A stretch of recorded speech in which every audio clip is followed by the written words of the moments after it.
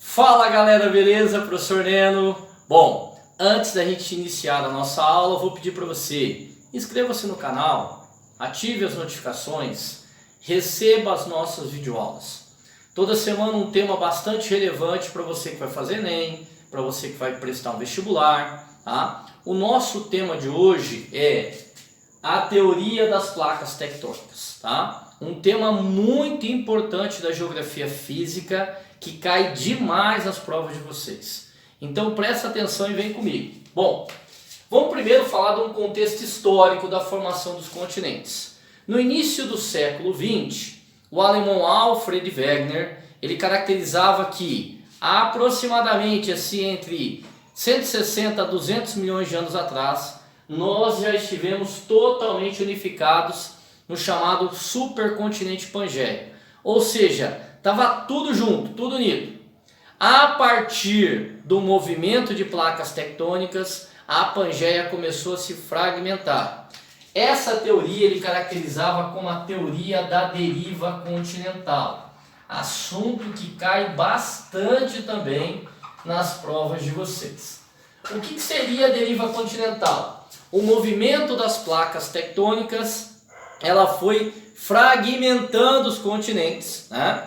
E o Wegener, ele baseou a teoria dele em alguns fatores, como por exemplo, o contorno dos continentes, sobretudo aqui a América, que parecia se encaixar com a África, fósseis de animais encontrados de lados opostos do oceano, rochas encontradas em lados opostos também do oceano.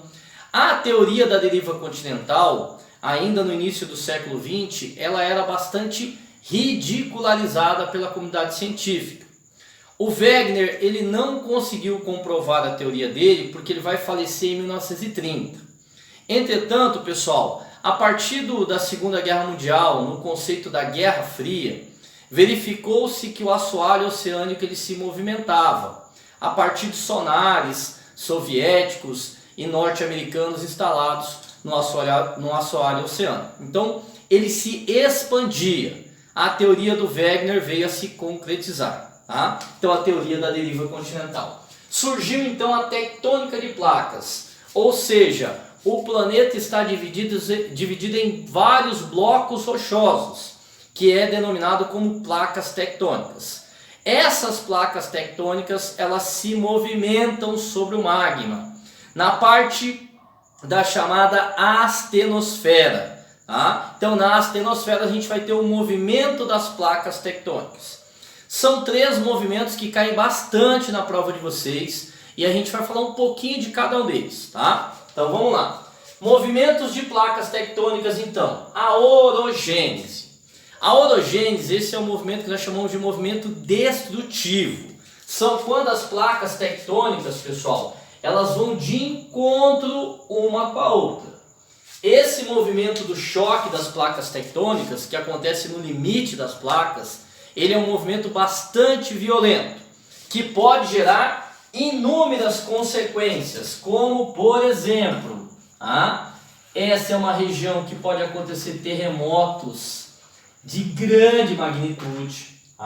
São regiões que nós vamos ter os chamados vulcanismos ativos, são regiões que são caracterizadas pela formação também dos chamados dobramentos modernos.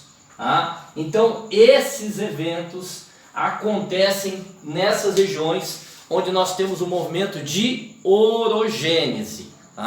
Então a região do Pacífico é a região onde nós temos a maior parte dos encontros dessas placas tectônicas. Por isso é muito comum a gente ouvir falar do Círculo de Fogo do Pacífico, uma região com inúmeros vulcanismos ativos, áreas com intensidade de terremotos e formações de dobramentos modernos, como por exemplo, aqui no continente americano, mais precisamente lá na América do Norte, na região do Pacífico, a gente vai ter a formação das Rochosas.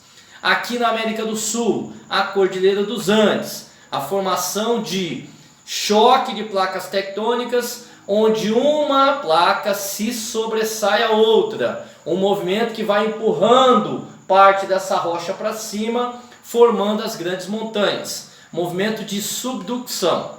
Tudo bem, pessoal? Bom, o outro movimento é a epirogênese, a separação de placas. Vamos pensar o seguinte: se em algum local as placas tectônicas estão se encontrando, automaticamente ela vai ter que estar se afastando em outras áreas, tá?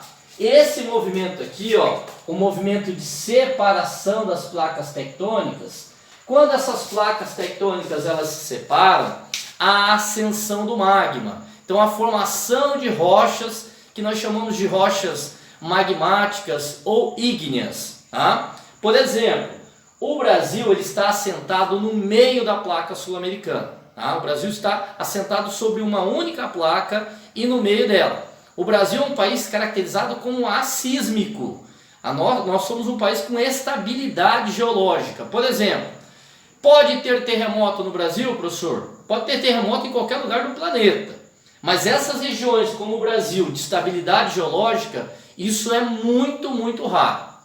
Bom, o Brasil está na placa sul-americana que se afasta da placa africana, tá? Expandindo o assoalho oceânico, que foi uma das grandes características baseada na teoria do Wegener, a teoria da deriva continental, tá? Então, o Brasil é um país que a gente não vai ter dobramentos modernos, nós não temos os chamados vulcanismos ativos. Então o Brasil é um país assísmico, de estabilidade geológica, tudo bem? O outro movimento é o movimento transformante. Quando as placas tectônicas elas não se encontram, elas basicamente deslizam sobre o magma. Vamos pensar o seguinte: um grande bloco de rocha pesado assentado sobre o magma na astenosfera, ele não vai ficar estático, ele vai se movimentar. Ora vai ter um movimento de choque destrutivo, convergência, ora vai ter um movimento de separação construtivo, a epirogênese, ou ora simplesmente ele vai deslizar sobre o magma. Tudo bem, pessoal? Então na aula de hoje eu falei com vocês sobre a tectônica de placas, caracterizamos aqui também o que é a Pangeia, a teoria do Wegener da deriva continental. Beleza, gente? Tranquilos? Um abraço e bons estudos!